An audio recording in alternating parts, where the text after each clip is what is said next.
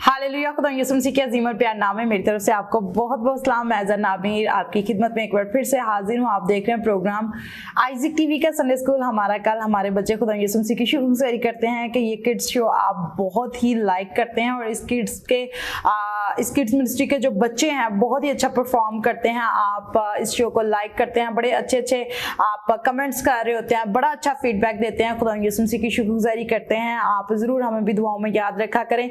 I hope so आज के episode के वसीला से भी आप बरकत को रिसीव करेंगे।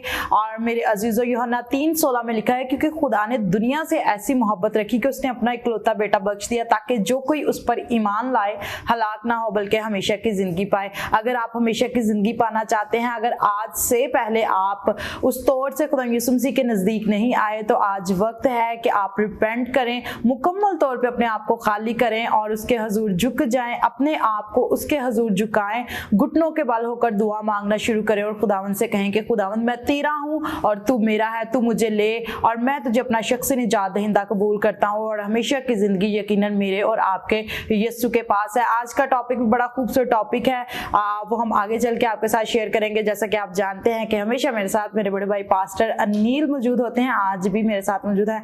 अभी वक्त है कि उनको शो में वेलकम कहें। तो जी, आपको शो में वेलकम कहते हैं। कैसे हैं आप? खुदावन की शुक्रगुजारी। आप कैसे हैं? मैं बिल्कुल ठीक हूँ, खुदावन की शुक्रगुजारी करते हैं। तो जी व्यूअर्स, अभी वक्त है हम अपनी आंखों को बंद करें, सुनो कुछ गाएं और पास्टर अनिल के साथ मिलकर आज के प्रोग्राम का आगाज दुआ के साथ करें। हम दुआ करें। खुदा अजीम, हम तेरी शुक्रगुजारी करते हैं खूबसूरत वक्त के लिए और इस सारे प्रोग्राम हमारा कल हमारे बच्चे प्रोग्राम के लिए जितने घरों में बैठे इस प्रोग्राम को वॉच कर रहे हैं, आज के कलाम के वसीला से और बच्चों की एक्टिविटीज़ के वसीला से बरकत पाएँ। और मैं खुदा तमाम तर प्रोग्राम पर तेरी बरकत चाहता हूँ। आइज़िक टीवी के लिए भी तेरी शुक्रगुजारी करते हैं जिसके वसीला से इंजील घर घर पहुँच रही है। यीशु के नाम से दुआ मांगते हैं, आमीन आमीन।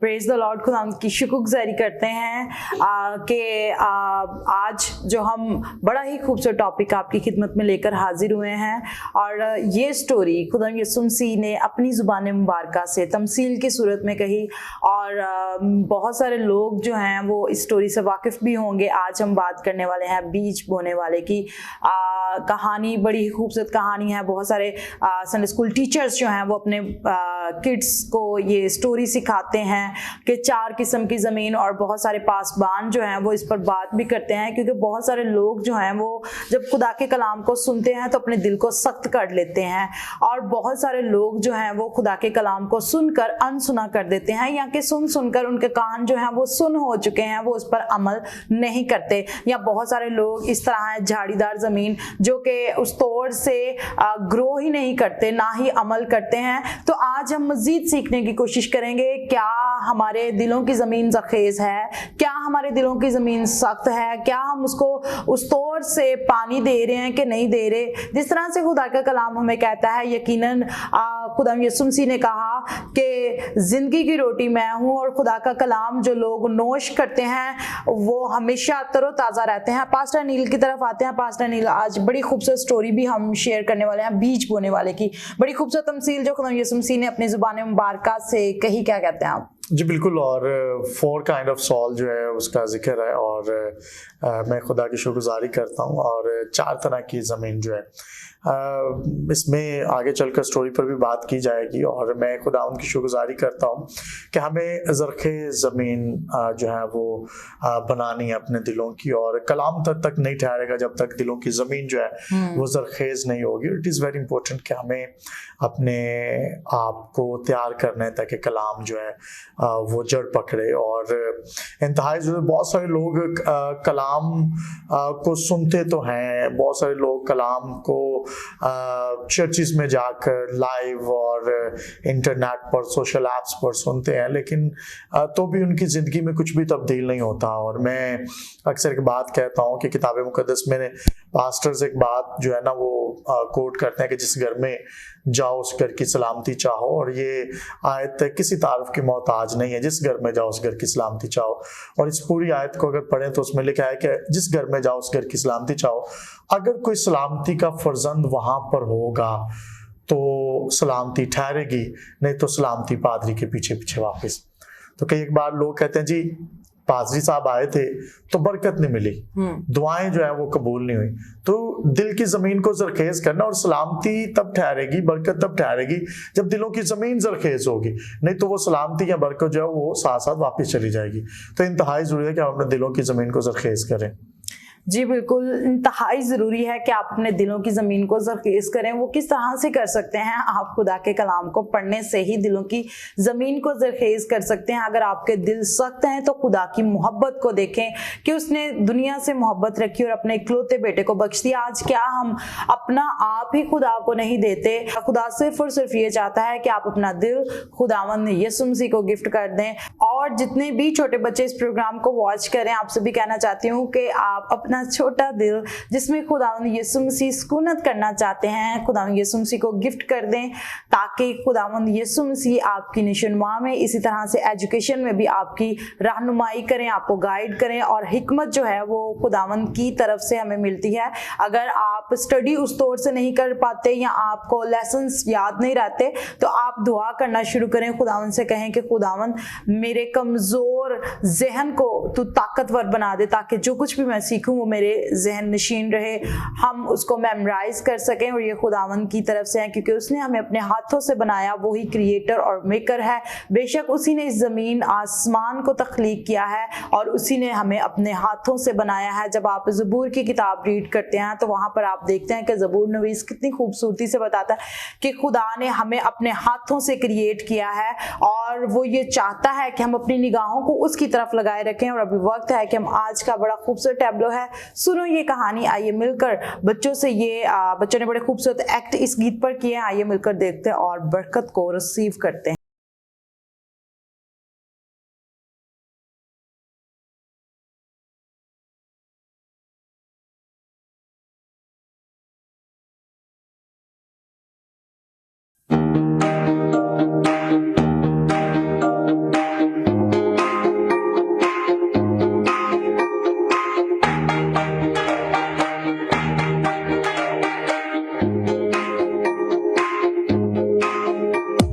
सुनो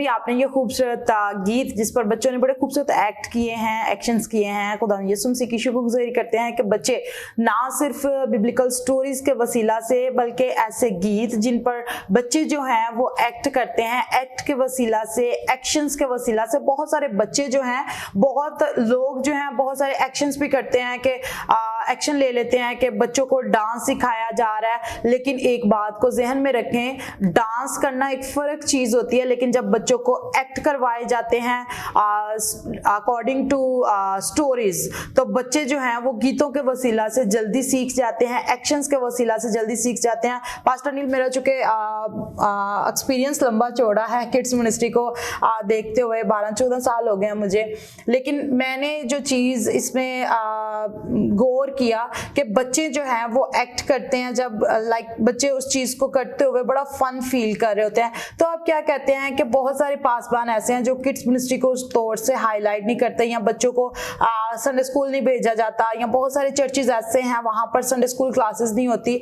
आप क्या समझते हैं कि संडे स्कूल कितना लाजिम है एक चर्च बिल्डिंग में? मैं ये समझता हूँ कि बाइबल मुकद्दस के मुताबिक यीशु ने भी कहा कि बच्चों को मेरे पास आने दो, और वो माँ बाप जो बच्चों की रूहानी नशोनुमा नहीं करते, फिर वो पादरियों के पास आकर कहते हैं जब बच्चे जवान हो जाते हैं कि भाई सब दुआ करें, हमारा बच्चा तो नशा करता है, हमारा बच्चा तो चोरी करता है, और जब वक्त था तब उन्होंने वक्त गुजार दिया।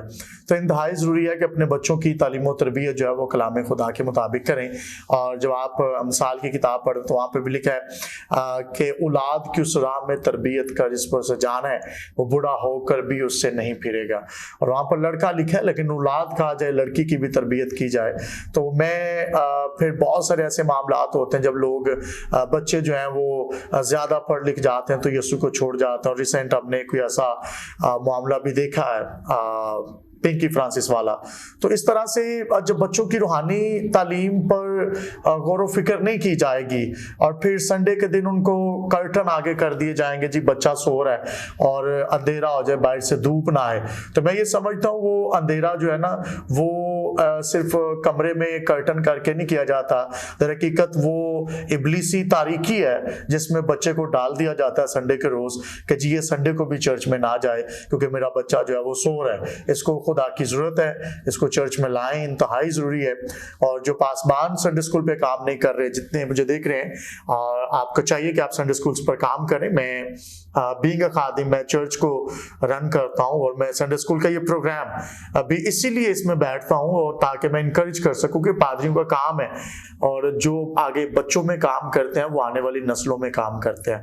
तो इसलिए अगर आप चाहते हैं कि आपका चर्च ग्रो करे, आप ज्यादा लोगों तक रीच कर सके, तो आप संडे स्कूल को चर्च का हिस्सा बनाएं, स्पेशल उनको जो है मखसूस करें कुछ जगह, वहां पर बच्चों को जो है वो और इसको ये कहना गलत नहीं है कि चिल्ड्रन चर्च, तो ये चिल्ड्रन चर्च होता है जो चर्च के दौरान ही चल रहा होता है। तो बच्चों का अपना चर्च है, वहां पर बच्चे गाते हैं, वहां पर बच्चे कलाम करते हैं, वहां पर बच्चे सीखते हैं, वहां पर बच्चे यीशु मसीह को जानते हैं। तो इंतहाई जरूरी है खुदावंद आपके साथ और सीखें और आगे सिखाएं, और संडे स्कूल का जो तरीकाकार है इसको अमल में लाएं, इसको सिखाएं, सिलेबस और सारी चीज़ें भी अगर आपको चाहिए तो आप उनसे रब्ता कर सकते हैं। मैं ज़रूर कोशिश करूंगा कि हम आप तक वो चीज़ें जो है वो पहुंचाएं, और नंबर स्क्रीन पर चल रहा है, आप इस पर हमसे रब्ता भी कर सकते हैं। क्यों सर नाम? जी बिल्कुल। और कितना बेनिफिट होता है कि लाइक संडे स्कूल टीचर्स जो हैं वो बच्चों को ट्रेन तो कर देती हैं, और आगे चल के यूथ के लिए, और जैसे आप बात कर रहे हैं कि पासबान जो हैं वो अडल्ट में खिदमत करते हैं, तो कितना बेनिफिट रहता है अगर बच्चे जो हैं वो थोड़े बहुत ट्रेंड आपको मिल जाते हैं। और यूथ में काम करना कितना आप समझते हैं, क्योंकि यूथ कॉन्फ्रेंस भी इसी तरह से बाइबल स्कूल भी आप रन कर रहे हैं, तो कितना आपको बेनिफिट लगता है कि अगर ट्रेंड हुए बच्चे? मैं ये समझता हूँ कि जब ट्रेंड हुए बच्चे हमारे पास जो है मिनिस्ट्री में काम कर रहे हैं, और सियालकोट में खुदा का शुक्र है मैं कच्ची मिनिस्ट्री कर रहे हैं, और बच्चे बड़े बेनिफिशियल हैं, बड़ा काम करते हैं। चर्च के सारे इक्विपमेंट्स जो हैं उनको रेडी करना, चर्च के सारे अलतार को रेडी करना, उसके बाद लोडिंग और ऑफलोडिंग करना, आपको पता है कि वो चर्च का सारा सामान लेकर जाना लेकर आना, तो इसके साथ साथ बच्चे जो हैं वो लगन के साथ वो काम करते हैं। तो ये काम अगर बड़ों को दिया जाए तो वो नहीं करते, तो इंतहाई ज़रूरी है कि हमें बच्चों को इस तरह से, और ये उनकी ट्रेनिंग हो रही है, और ना तो वो एहसान कर रहे हैं ना हम एहसान कर रहे हैं, हम खुदा का काम कर रहे हैं। मैं ये समझता हूँ ऐसे मौके बच्चों को फराहम करने चाहिए, और फिर एक वक्त आता है कि वो बच्चे कल को लीडर बनते हैं, सीखते हैं, उनको पता होता है मिनिस्ट्री में काम कैसे करना है, अप्स एंड डाउन भी देखे होते हैं उन्होंने, हालात वाक़यात में वो चले होते हैं, तो बच्चे ट्रेंड हो चुके होते हैं, यही आगे चलकर लीडर्स बनते हैं। तो मैं ये समझता हूँ कि इंतहाई ज़रूरी है कि हम अपने बच्चों को ट्रेन करें, और फिर माँ बाप को भी चाहिए कि पादरियों के साथ कोऑपरेटिव रहें। और बहुत दफ़ा तो माँ बाप, अगर कोई बच्चा चर्च में आए या तो माँ बाप पीछे से फिक्रमंद हो जाते हैं।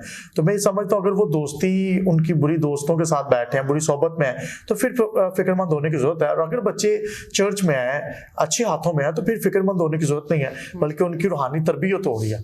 तो बच्चे की जिस्मानी तरबियत के साथ साथ जब तक रूहानी तरबियत नहीं होगी, बच्चा खुदा में कभी मसरूर या मामूर नहीं हो सकता।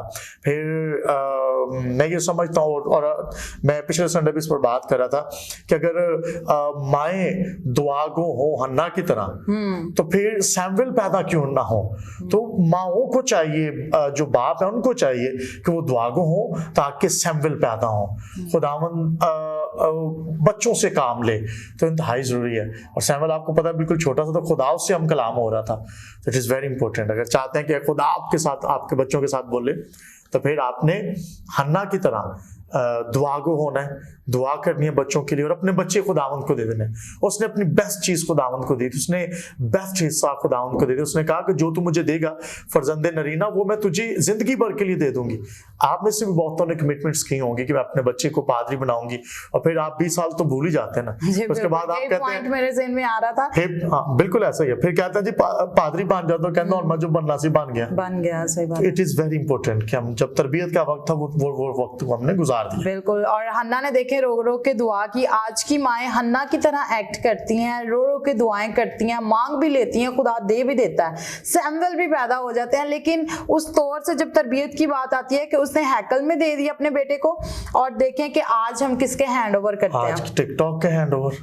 आज माएँ टिकटॉक पे दे देती हैं बच्चों को, जनाब वो फेसबुक चल रही है, टिकटॉक, यूट्यूब चल रहा है। इट इज वेरी इंपॉर्टेंट कि आप अपने बच्चे खुदा उनको दें। जी बिल्कुल। और अगर आप ये सारे तमाम सोशल ऐप्स यूज कर रहे हैं, तो वहां पर आप हमारे प्रोग्राम्स भी देख सकते हैं। अगर आप फेम हासिल करना चाहते हैं, अगर आप चाहते हैं कि आप फेमस हों, खुदावंद यीशु मसीह के नाम से जाने और पहचाने जाएं, आपका करैक्टर, आपका चाल चलन जो है वो खुदावंद के मुताबिक होना चाहिए, जैसे खुदा चाहता है आप उसके नाम से जाने और पहचाने जाएं। अपना करैक्टर, अपना बोलचाल इस तरह से रखें कि लोग आपको अप्रिशिएट करें। और फेमस की रही बात, अगर आप फेम हासिल करना चाहते हैं तो आप जरूर बिब्लिकल स्टोरीज को शेयर कर सकते हैं, खुदा के कलाम को शेयर कर सकते हैं। आप जो है सीख कर आप दूसरों को सिखा सकते हैं, आप खिदमत में आगे आ सकते हैं। और जो कोई भी आप जिस किसी काम में हैं, लाइक आप कोई ट्रेनिंग दे सकते हैं अकॉर्डिंग टू बाइबल मुकद्दस, या आप जिस पेशा में हैं, अगर आपको स्टिचिंग आती है तो आप अपनी उस तरह की वीडियोस बना के आप उसको जो है वो पब्लिश कर सकते हैं। खुदावंद आपके साथ हो। आई होप सो आज के एपिसोड के वसीला से आप बरकत को रिसीव करें, बजाय से कि आप स्क्रोलिंग करते रहें, टाइम वेस्ट करते रहें, और आप जो है आपका माइंड जो है उन चीज़ों को अडॉप्ट करना शुरू कर दे। आप इन तमाम चीज़ों से रुके रहें और खुदावंद के साथ कनेक्टेड रहे। अभी वक्त है कि हम आज की बड़ी खूबसूरत स्टोरी वाटसन से सुनेंगे, बीज बोने वाला। आइए मिलकर सुनते हैं, बरकत को रिसीव करते हैं।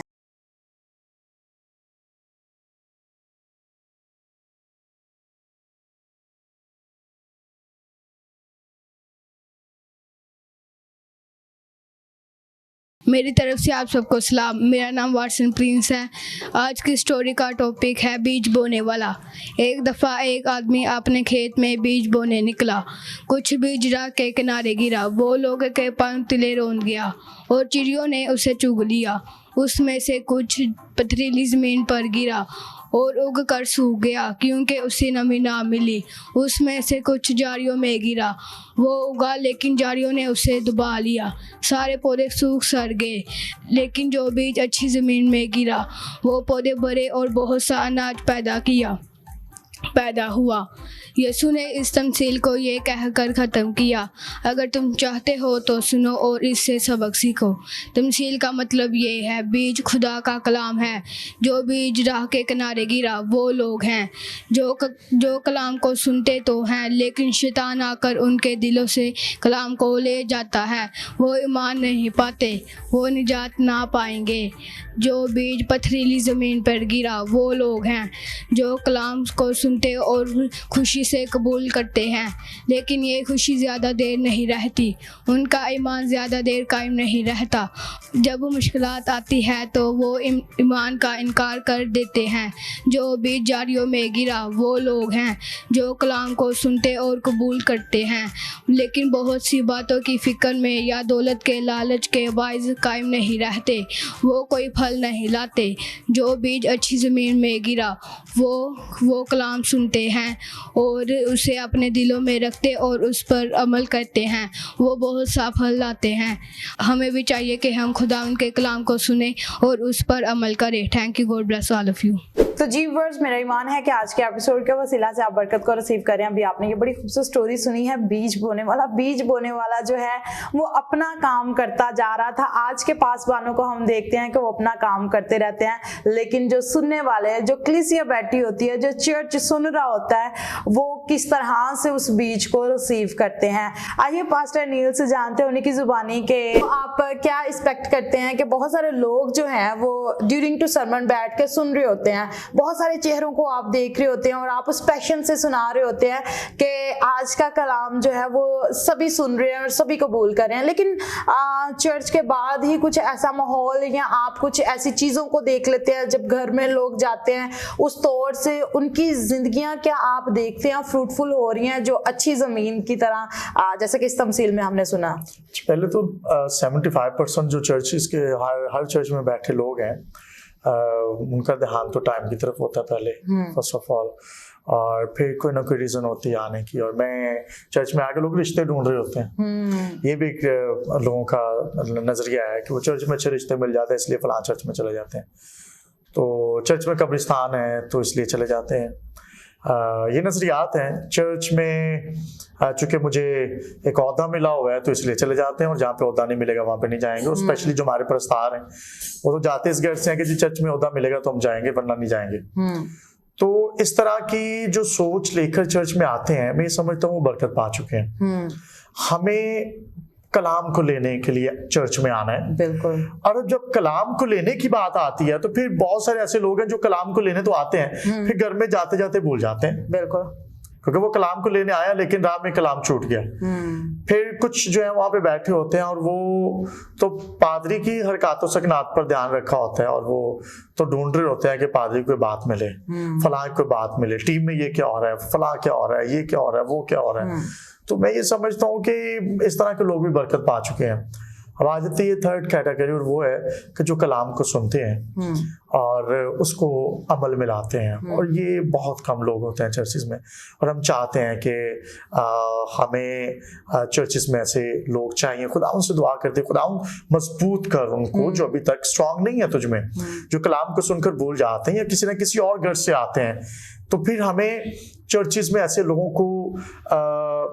को इस काम के लिए तैयार करना। और बाइबल मुकद्दस में लिखा है कि आपका टर्नल विजन होना चाहिए, यानी जब आप चर्च में आते हैं तो आपका टर्नल विजन होता है कि साइडों पर अंधेरा है और सामने आपको रोशनी नजर आ रही है, और फिर आपने उसी रोशनी को देखकर आगे बढ़ते जाना है। तो टर्नल विजन ये है कि हमने एवर लास्टिंग लाइफ में जाना है, बिल्कुल, हमेशा की जिंदगी में जाना है। और हमेशा की जिंदगी में जाने के लिए आपको दाएं या बाएं देखने की जरूरत नहीं है कौन क्या कर रहा है। हमने खुदावंद में आगे बढ़ना है। उम्र है 70 साल 80 साल, और नाम है जलाल मसीह, और जलाल है नहीं है। नाम है दीन मसीह, तो दीन से बहुत दूर।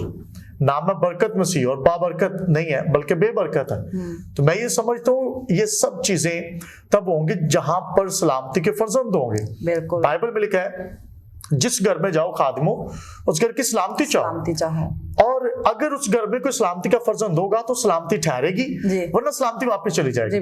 तो फिर लोग ये एक वो बात भी करते हैं कि जी हमारी तो दुआएं नहीं सुनी जा रही, हमारा तो जनाब घर के हालात नहीं बदल रहे। आप देखिए आपके घर में सलामती का फर्जंद है कोई?